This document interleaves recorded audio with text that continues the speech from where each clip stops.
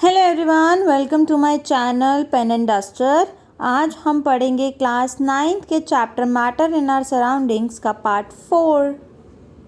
आज की क्लास में हम एनसीईआरटी के कुछ इंपॉर्टेंट क्वेश्चंस को डिस्कस करेंगे। Now the question: the smell of the hot sizzling food reaches you several meters away. जब खाना गर्म होता है तो उसकी जो स्मेल है वो काफी दूर तक आ जाती है, बट सेम अगर ठंडा खाना होगा तो हमें उसके पास जाना पड़ेगा। ऐसा क्यों?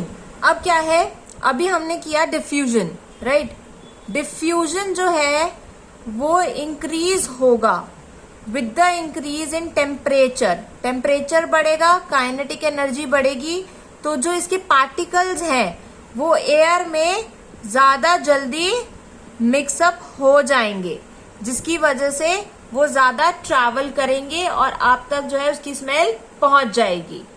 Same on the other hand, अगर खाना कोल्ड होगा तो जो इसके पार्टिकल्स हैं वो मिक्सअप नहीं हो पाएंगे because of low temperature and low kinetic energy. इसका आंसर जो है आपको कुछ इस तरीके से लिखना है, बिकॉज आंसर में जो है प्रेजेंटेशन कहीं ना कहीं मैटर करती है। So the rate of diffusion increases with increase in temperature due to the increase in kinetic energy of the solid particle diffuse in air. यही मैंने आपको भी बताया कि टेम्परेचर इंक्रीज है तो काइनेटिक एनर्जी ज्यादा है और सेम डिफ्यूजन भी ज्यादा होगी।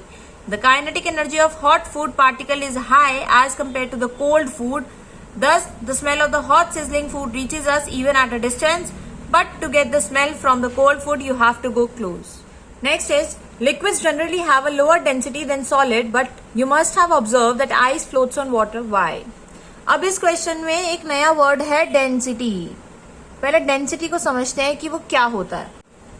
डेंसिटी जो है बेसिकली एक वर्ड है जो डिस्क्राइब किया जाता है कि कोई भी चीज, कोई सब्सटेंस है, उसने कितना वॉल्यूम ली हुई है in relation to its mass, यानी कि उसके अंदर उसी सब्सटेंस में कितना अमाउंट ऑफ मैटर है। तो इन दोनों का जो रिलेशन है वो डेंसिटी से पता चलता है। डेंसिटी का फॉर्मूला है m, that is mass upon volume. अब क्या है, क्वेश्चन का मतलब है कि लिक्विड की सॉलिड के कंपैरेटिवली क्या है, लोअर डेंसिटी है, बट आइस क्या है, सॉलिड, और वाटर है लिक्विड। अगर लिक्विड की डेंसिटी कम है तो यानी कि सॉलिड को फ्लोट नहीं करना चाहिए, लेकिन आइस जो है फ्लोट करती है। क्यों? बट इस केस में क्या है, जो आइस की डेंसिटी है वो लेस देन है वाटर से, जिसकी क्योंकि उसका स्ट्रक्चर ऐसा है।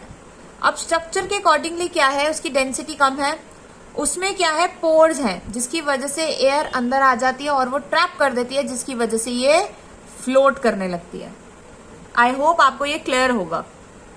मैं रिपीट कर रही हूँ, आइस की जो डेंसिटी है वो वाटर के कंपैरेटिवली कम होती है उसके स्ट्रक्चर की वजह से। तो एक इसमें क्या होता है कि छोटे छोटे इसमें पोर्स होते हैं, जिसके अंदर क्या है, एयर आ जाती है और वो ट्रैप हो जाती है।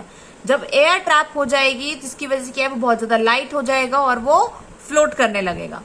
इसका कुछ आंसर इस तरीके से है, ice is a solid but its density is lower than water due to its structure. The molecules in ice make a cage like structure with lot of vacant spaces, this makes ice float on water. अरे wait, like, share और subscribe करना मत भूलना और bell icon को भी press कर लेना। Thank you.